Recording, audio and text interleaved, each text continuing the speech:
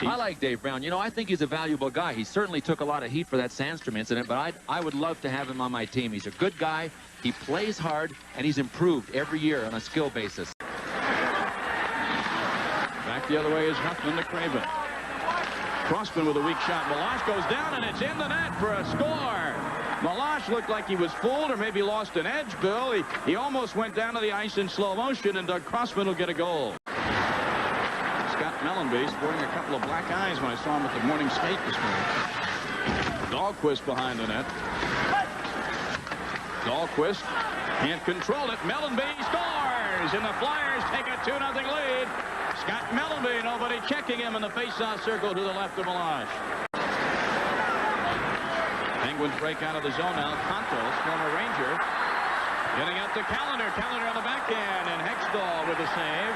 And we're going to have a whistle and a penalty, either for holding or interference. And Patillo says hello there to Wayne Van Dorp. Somehow that doesn't surprise me when they're on the ice at the same time. Nick Patillo, much traveled, played with the Rangers, with Hartford, with Calgary, and now with Philadelphia. Look at that. 2 Flyers have drawn right to him. Somebody's got to be open. You bet. Bourque. Back to Schmidt with a drive, and it's wide to the right. Bourque again. The blast. He scores! Backhanded for Pittsburgh. Contos gets it over to Van Dorp. Van Dorp with a shot, and Hextall the easy save. Wayne Van Dorp is not known for his goal-scoring blast from the blue line. Mario Lemieux breaks in over the blue line. Lemieux has Hal right on his back. The Buskus in front. Cunninworth, and he scores! Randy Cunninworth! Try and get a look behind the net at Rick Tocchet coming in. Watch him swing around here. Now, whether he misses or not, to me, that's a call Gregson has to make back there, but he decided not to. Craven. He has Samuelson back at the blue line. Likes to go behind the net for Tocchet. This is Mellenby. Tocchet to Craven. In front, and Meloche makes the stop as he was hugging the post. Here we go. And here we go. He's right. Dahlquist, and I believe it's Lindsey Cartnell. Mellenby. And you know, Dahlquist did a nice job in keeping Mellenby on the outside. That time the shot was coming. Meloche made the save, and there was a rebound. We'll probably get a look at it. And Dahlquist did just a good defensive job of keeping Mellenby on the outside, but he had to do it with force, and that's what Scott took exception to. Well, sticks and gloves litter the ice in Pittsburgh. We'll separate the penalties for you in a moment. Philadelphia 3, Pittsburgh 2. Here's how it started, Tom, before we get to the penalties. There's Ford, Dahlquist in front. See him keeping Mellenby to the outside. There's the shot. Meloche leaves a big rebound there. And away they go. Okay, you want to go? To Randy Cunninworth for holding. Mark Howe tries to split the defense. Can't control the headman pass, though. Peter Zezel has it in the corner. Howe in front. Mark Howe in the backhand, and he scores! Loney behind the net, can't center. Look at Samuelson. Looks like a dancing bear out there on skates sometimes. He's not the most graceful-looking hockey player. And the puck comes back behind the Pittsburgh net for Meloche. Patillo for his second shift of the night for Philadelphia. He's looking for somebody to hit, and he finds Loney. Boy, did he ever.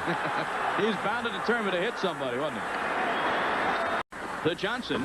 And Johnson shot nails Murray Craven, and he is one hurting hockey player as he heads to the Philadelphia bench. Lindsey Carson comes down. Now Sutter and Lemieux jousting at one another, and Lemieux. Boy, he turned around and gave it to Ron Sutter. Sutter was hooking him. He gives it to him again as Cunninworth with a shot.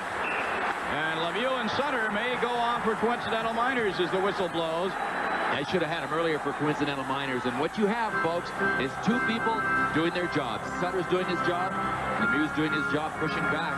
4-2, Philadelphia.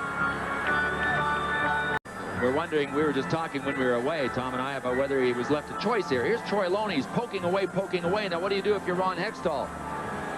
Well, he did get up pretty high on him, didn't he, with the stick? But they've only had that one shot by Lemieux on goal. Less than 30 seconds left in the game. Hextall again. To his teammate Poulin. Flyers just trying to dump it out of the zone, but Callender keeps it in. And a whistle in front. Hextall now, and Cunninworth. real interesting sequence of events. Samuelson definitely tripped Cunneyworth, and Grayson didn't call it. Cunneyworth gets up, goes cross-checks Samuelson right down onto his face in front of the net because he talked to Grayson, and Grayson said, I'm not going to call it. Cunneyworth says, okay, I'll go ahead and take it into my own hands. Then Hextall comes out and tries to flatten Cunneyworth. That's the whole sequence. All right, let's take a look at some of the action we saw just a moment ago. But this is following up. Well, there's Cunneyworth that just came in off the right and tripped Samuelson. Now watch Hextall move out.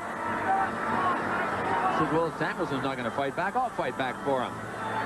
And the Flyers also have a big home-and-home coming up in the New York Islanders, and also have a game with the Rangers coming up, so they have a lot of divisional games. And as the Flyers control the puck at center ice and shoot it into the empty net with 2 seconds left, Murray Craven will get some icing on the cake. All right, the Philadelphia Flyers win it by a score of 5-2. They'll take on the Islanders Thursday, while Pittsburgh will journey to New Jersey.